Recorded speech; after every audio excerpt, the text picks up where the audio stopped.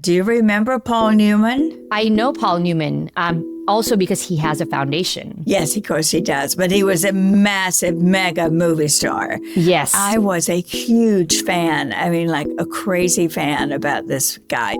But I was so nervous. It was like my first or second television interview ever. And we were doing it in a remote location. So I got all dressed up and put on my new black leather skirt. And I just thought I looked really hot. And walked in to do with my questions all written out, all very prepared. And sat down on the sofa next to him, and hi, how are you? Very friendly, very open. And are you ready to go? I said, sure. Turned to the cameraman and said, let's go. Very professional sounding. And as I turned to do the interview, my leather skirt unsnapped all the way up.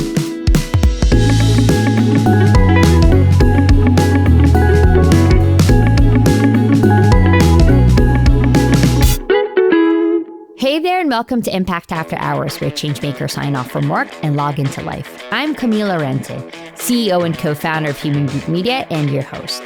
One thing before we get started, if you like our content, go ahead and subscribe to our channel. It's one of the best ways to support our show. All right, let's get into it. Today, I'm excited to find out what Pat Mitchell, co-founder and editorial director of TEDWomen and co-founder of Project Dandelion, is really like off duty. If I sound a little nervous, it's because today I'm interviewing a former host of the Emmy-winning talk show Woman to Woman. After an illustrious career on TV, Pat has founded and led a slew of initiatives aimed at supporting women across the globe. Her latest is Project Dandelion, a women-led global campaign for climate justice. Unsurprisingly, Pat's been featured on pretty much every top 100 list you can think of. And I'm honored to now have her on our guest list. And hopefully I can get a few hosting tips out of her. Welcome to the podcast, Pat. Thank you, Camille. You do not need any hosting or moderating tips, believe me. That is the highest compliment. I've only been doing this for a while, not as long as you have. So I was like, I need to ask Pat, like, number one, like hosting tip, maybe like a ritual that you used to do before you went on stage or on live TV. Good question. I think I kept foremost in my mind just making the audience feel comfortable and welcome. And I always thought of the camera, Camille, as one person. I just envisioned one person. Sometimes it was my mother when I first started out because I knew she'd enjoy those conversations. And sometimes it was a friend or a colleague. That is an amazing tip because, well, you know, podcasting, it's really this intimate conversation. You really kind of need to like zone in and, focus on the guest, but also keep the listener in mind. What audiences love about podcasts is they feel like they're in the same room as both the guest and the host. So hopefully, you know, we're really speaking to someone out there and they're enjoying our conversation today, Pat. One more thing, because we're not going to leave your hosting your days on TV just yet. Do you have any good celebrity stories to share? Any sort of funny moments that you've had, or that you can let us in on? Oh, there's so many. You know, you're talking about a lot of years, Camille. Just top of your head or anything more recent. Well, top of the head is one that happened very early on in my career, but it involved a movie star that maybe your generation and others may not even remember. But do you remember Paul Newman? I know Paul Newman. Also because he has a foundation. Yes, of course he does. But he was a massive, mega movie star. Yes. In the 80s, 90s, and before. And I was a huge fan. I mean, like a crazy fan about this guy. Even before I got to meet him again years later and admired his philanthropic work. But I was so nervous. It was like my first or second television interview ever. And we were doing it in a remote location. So I got all dressed up and put on my new black leather skirt. And I just thought I looked really hot. And walked in to do with my questions all written out, all very prepared. And sat down on the sofa next to him. And hi, how are you? Very friendly, very open. And are you ready to go? I said, sure. Turned to the cameraman and said, let's go. Very professional sounding. And as I turned to do the interview, my leather skirt unsnapped all the way up. Wardrobe malfunction. A complete wardrobe malfunction. First serious celebrity interview. Not my first interview, but first celebrity. And he did not blink an eye, nor look at my legs, but looked me straight in the eye and said, nice skirt. And then we went on with the interview. But as I quickly tried to button it back up while I was regaining my composure. And there have been many. Fidel Castro was memorable, as you might imagine. But I interviewed 600 world leaders over the period of just 4 years. Oh, my gosh. The massive Cold War project that I did. So just to underscore, it's 600. Yeah, and that's just world leaders. I think over the years, Camille, I interviewed everyone in Hollywood except Katharine Hepburn. Well, thank you for sharing the Paul Newman story. Oh, can I share one more? Oh, of course. Because this one just occurred to me that was not only memorable, but also, of course, became one of my best friends and longest lasting relationships. The first time I met Jane Fonda was when she had just established her workout studio and had begun the Jane Fonda workouts. And I was at that time, working for the Today program, NBC. And they sent me to do an interview with Jane while working out with Jane. Well, it was a disaster from my point of view. Have you ever tried to do 100 leg lifts with Jane Fonda? And not with Jane Fonda, not in my wildest dreams. I was perspiring and just dying for this whole thing to be over. We were on live television and I'm trying to look like I know what I'm doing, plus interviewing her at the same time. So I think that was maybe one of the most challenging. But out of that, we became really good friends and are so to this day. I mean, she is a legend, but I can't imagine doing something like that. Also on live TV. That is like all the factors, like components of what could go wrong, right? The risk of having like a live audience and like having it televised. Embarrassing. But Yes. I mean, you mentioned that she has become your lifelong friend. So I don't think that deterred Miss Fonda at all. But Jane Fonda, we all know her work as an activist, and you know your work in advocating for women for decades. I can only assume motivation plays a big role. Like you have to be motivated on some days more than others. How do you stay motivated to do this hard work? Well, that's a very good question, especially in these times. Yes. When it's hard not to sink into the rabbit hole every morning of, oh my God, another disastrous takeaway of our democracy, and in particular women's rights. So I try not to go down those rabbit holes because I realize that chaos is very deliberate, start a lot of fires, and to really focus on what can be done, what's in my power to do.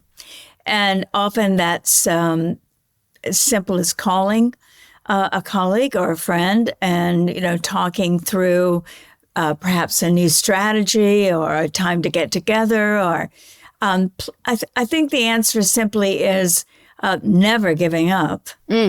Too much is at stake, waking up with purpose.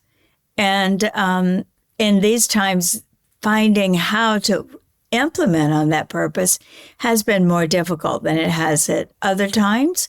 But, then those of us who've been doing this for a very long time have a perspective on there have been many other times of challenge. None, in my mind, as dangerous as this one, but nonetheless, we have faced those challenges before, and we've overcome them before. We've been here. So that gives me the faith that we will do it again. We will rise again, resist again, hopefully restore our rights again. Believe it or not, this is the most exciting part of this interview, which is getting to know who you are, Pat, off duty. And we'd like to start off with a lightning round of seemingly random questions. Pat, are you ready to play with me? Sure. Do you prefer to travel for relaxation or to try new food? Well, travel for relaxation, although I very seldom travel just for relaxation. Yes. When was the last time you traveled for, just pure leisure? Well, actually, I do it once a year for sure when we take our family retreats and we go somewhere to the beach or to the lake, and we really all agree to put aside our phones and our computers for the 3 or 4 days or sometimes more that we get to be together. So those are trips strictly for relaxation and connection with family. But most of the rest of my travel has some sort of purpose involved. What's your favorite sitcom, Pat? You mean from all time? Yes. Family Ties. All in the Family. I mean, I loved everything that Gary Goldberg and Norman Lear ever made or wrote. So I watched a lot when they were producing and writing for television. What type of weather matches your vibe today, Pat? Oh, sunshine. Love that. Why do you feel that way today? Well, sunshine is really important to me. I feel just much more upbeat when the sun is out. It's not that I don't like an occasional rainstorm, but I'm really a sun-focused person. Same.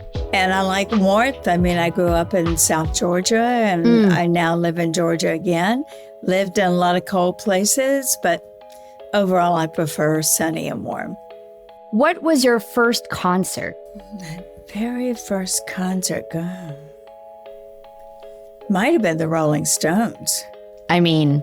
Yeah, I think it was the Rolling Stones. How was that experience for you? Do you have any core memories from seeing them live? I love them.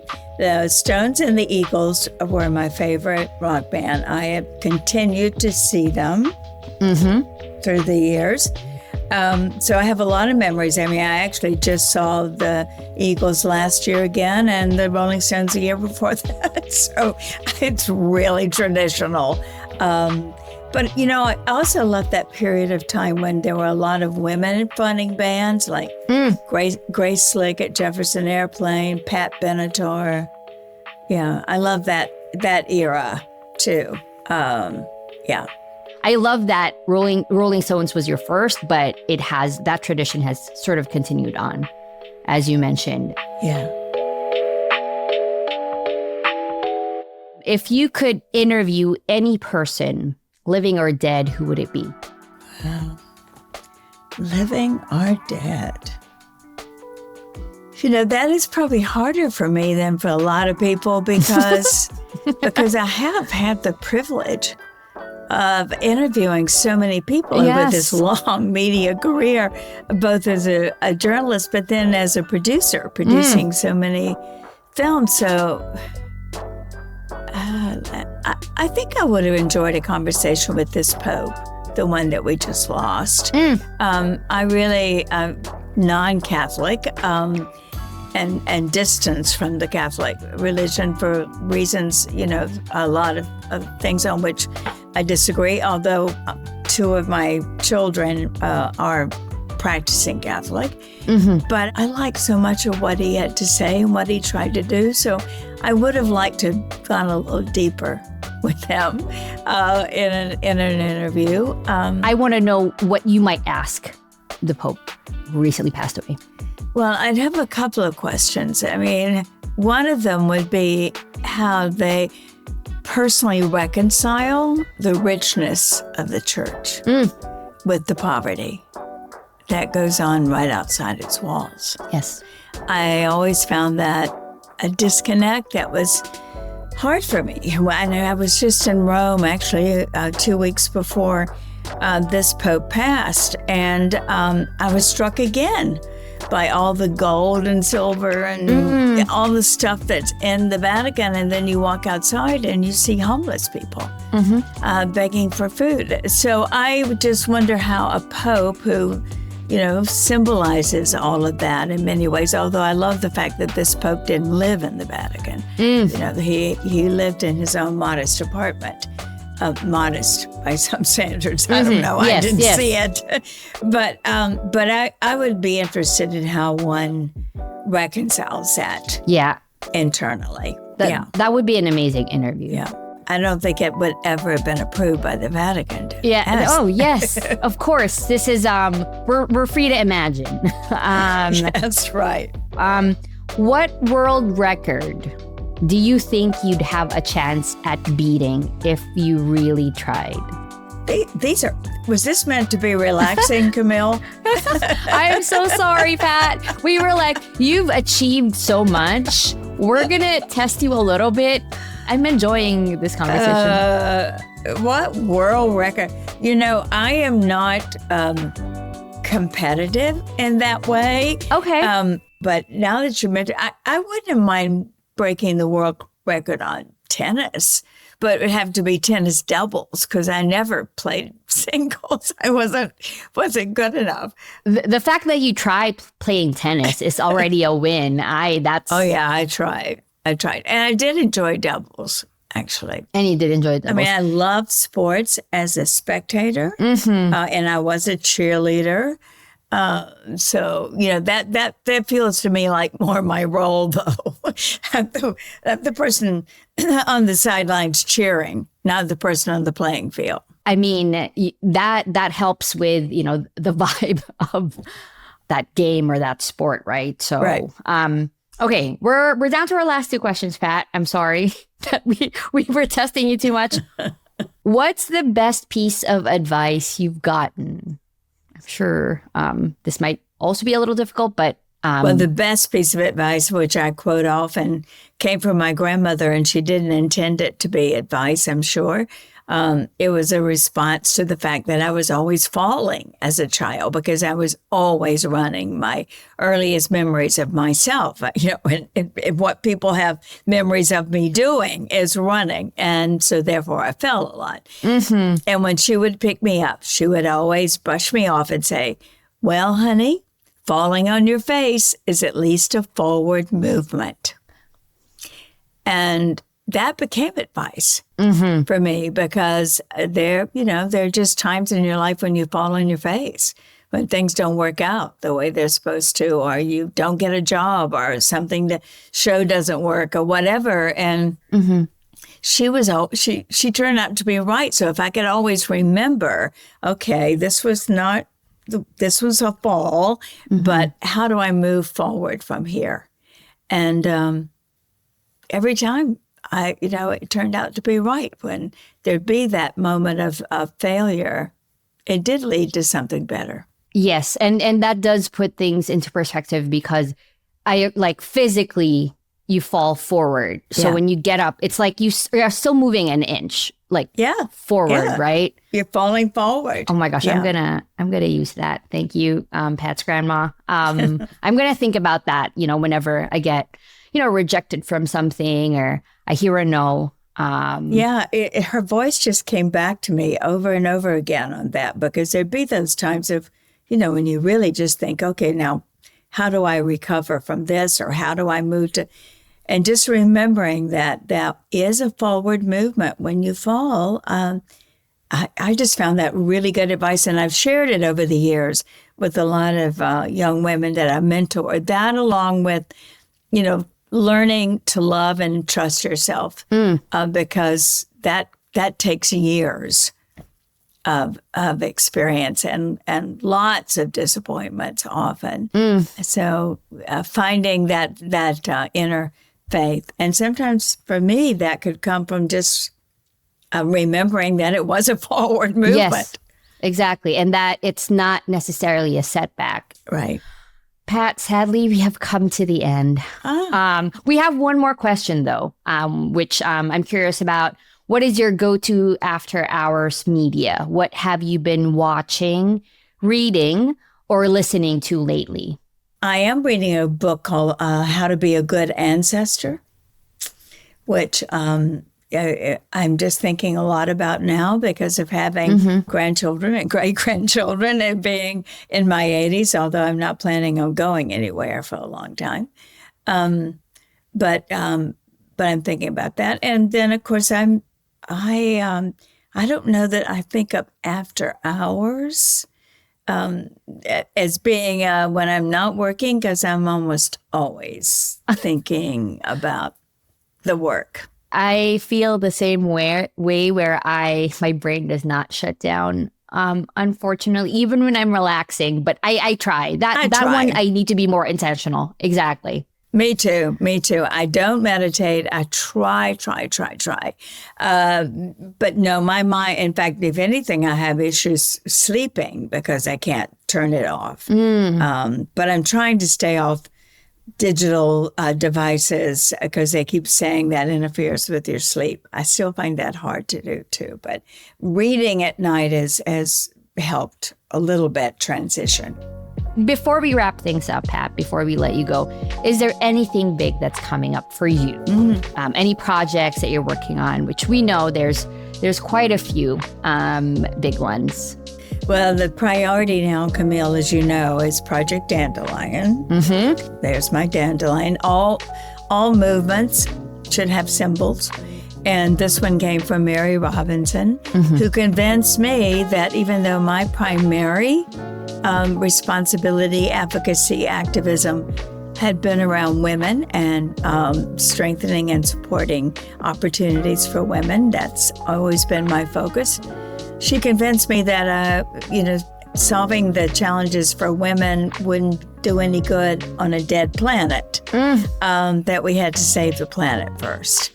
And so climate and nature crisis has become my priority. And Project Dandelion is a global movement calling on all, in particular, women leaders, because women leaders are the ones on the front lines. We've been the most negatively impacted by the climate and nature crisis. So we're saying, let's reverse that. Let's become the solutionist. Let's become the ones who solve this crisis, and not just women, but people who lead the way women lead when we're connected to our feminist values, which is a value of equity and justice and all the social justice issues as a priority, because they're all intersectional to climate. So that's my project now. I am doing that, thinking that, living that, connecting women and men leaders all over the world. That Mary and I are traveling along with our co-founders, Rhonda Carnegie and Hafsat Abiola. We're traveling the world, connecting leaders on the front lines to each other, because often we're working in silos. And what we know we have to have, Camille, to solve this crisis as well as all the others, is we have to have a new kind of solidarity. We have to be more unified, more connected, because we need collective action.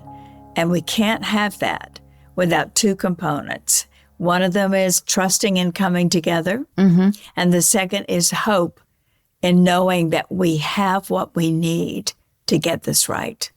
We have what we need to create the future we want.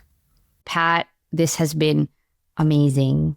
Thank you so much. Thank you. I really Camille. am. I really am thrilled that you agreed to talk to us on the show. I am a fan of yours. As you know, I admire the way you've taken this work forward. And I believe, as you do, that podcasts have a very important part of our ecosystem of information and personal sharing. So it's been a delight to talk with you. And I hope that what we had to say has some value for your listeners. Well, definitely. Again, thank you, Pat, for joining us on Impact After Hours. I'll talk to you soon.